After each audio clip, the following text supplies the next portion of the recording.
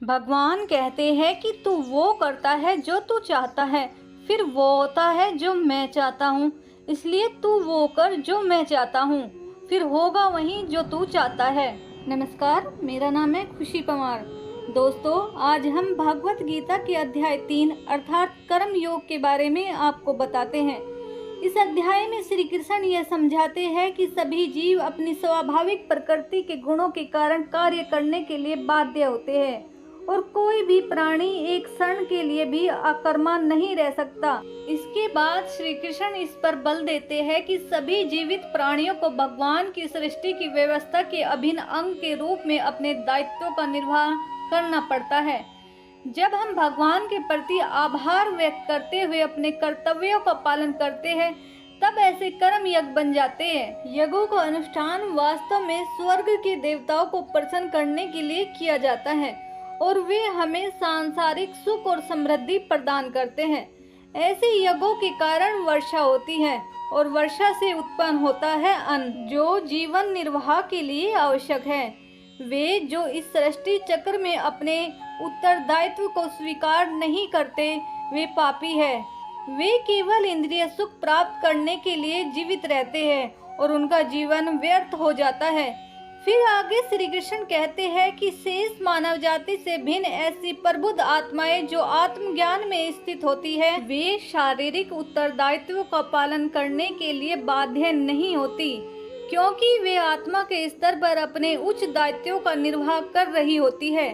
हालांकि वे अपने सामाजिक दायित्वों का त्याग कर देती है, जिसमें सामान्य मनुष्य के मन में असमंजस की भावना उत्पन्न होती है। जो महापुरुषों के पद चिन्हों पर चलना चाहते हैं, इसलिए ज्ञानी पुरुषों को संसार के अनुसारण उच्च आदर्श प्रस्तुत करने के लिए बिना किसी प्रयोजन और व्यक्तिगत लाभ के लिए निरंतर कर्म करना होगा। यह अज्ञानी को अपरिपक्व अवस्था में अपने नियत दायित्वों का त्याग करने से रोकेगा। अतीत में महान राजऋषियों जैसे कि राजा जनक और अन्य राजाओं का यही उद्देश्य था कि जिन्होंने अपने सांसारिक दायित्वों का निर्वहन किया था। तत्पश्चात अर्जुन पूछता है कि लोग अनिच्छा से पाप पूर्ण कर्मों में प्रवृत्त क्यों होते हैं? क्या उन्हें बलपूर्वक पाप कर्मों में लगाया जाता है? परम प्रभु श्री कृष्ण बताते हैं कि संसार का सर्वभक्षी पाप पूर्ण शत्रु केवल काम वासना है। जिस प्रकार से अग्नि धुएं से ढकी रहती है, दर्पण धूल से ढका रहता है, उसी प्रकार से कामना मनुष्य के ज्ञान पर आवरण डाल देती है और उसकी बुद्धि का विनाश कर देती है।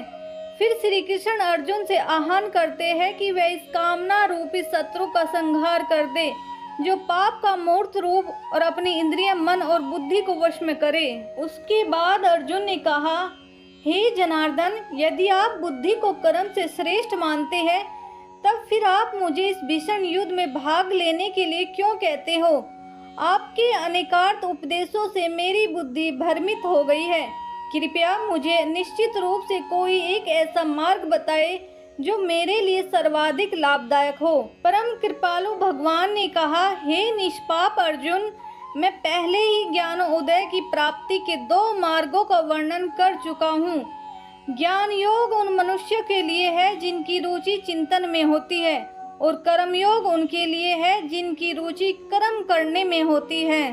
न तो कोई केवल कर्म से विमुख रहकर कर्म फल से मुक्ति पा सकता है और न केवल शारीरिक संन्यास लेकर ज्ञान में सिद्धावस्था प्राप्त कर सकता है।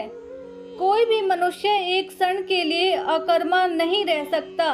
वास्तव में सभी प्राणी प्रकृति द्वारा उत्पन्न 3 गुणों के आधार पर कर्म करने के लिए विवश होते हैं। जो अपनी कर्म इंद्रियों के बाह्य घटकों को तो नियंत्रित करते हैं, लेकिन मन में इंद्रियों के विषयों का चिंतन करते हैं, वे निसंदेह स्वयं को धोखा देते हैं और पाखंडी कहलाते हैं। इसलिए तुम्हें निर्धारित वैदिक कर्म करने चाहिए, क्योंकि निष्क्रिय रहने से कर्म करना श्रेष्ठ है।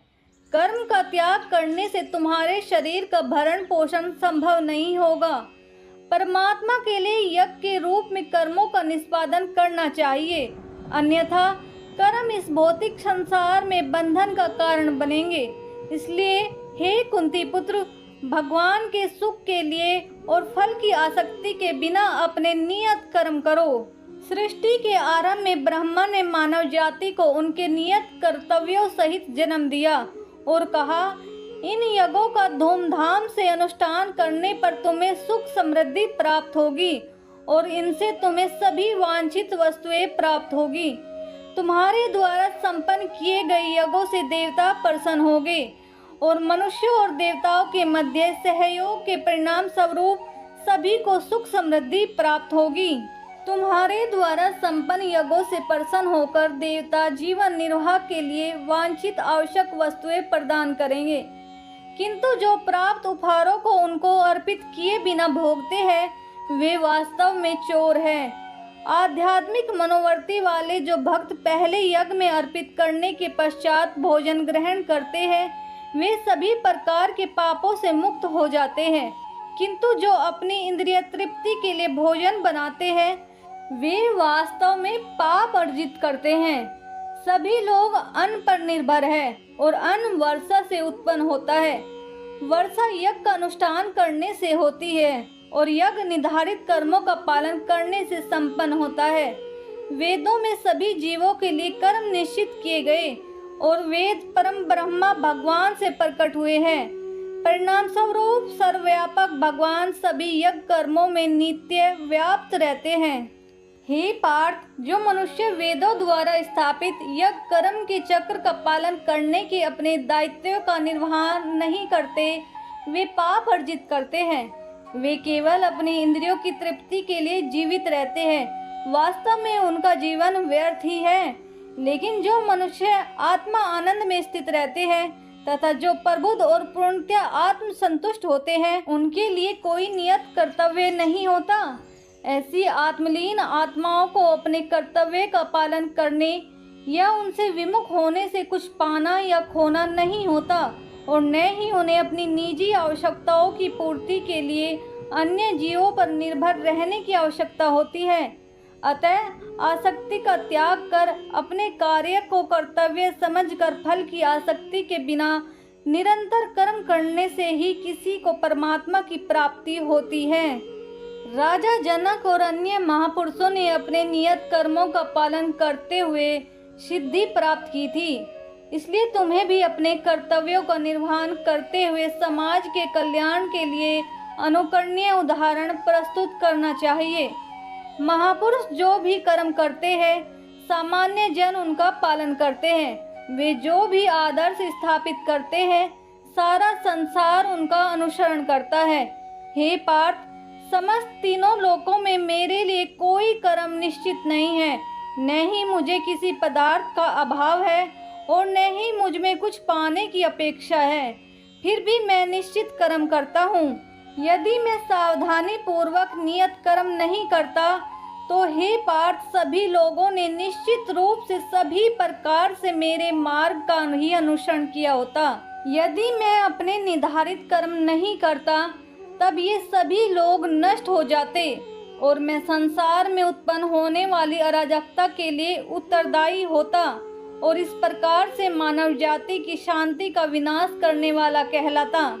हे भरतवंशी, जैसे अज्ञानी लोग फल की आसक्ति की कामना से कर्म करते हैं उसी प्रकार बुद्धिमान मनुष्यों को लोगों को उचित मार्ग की ओर चलने के लिए प्रेरित करने हेतु अनासक्त रहकर कर्म करना चाहिए। जीवात्मा देह के मिथ्या ज्ञान के कारण स्वयं को अपने सभी कर्मों का कर्ता समझती है।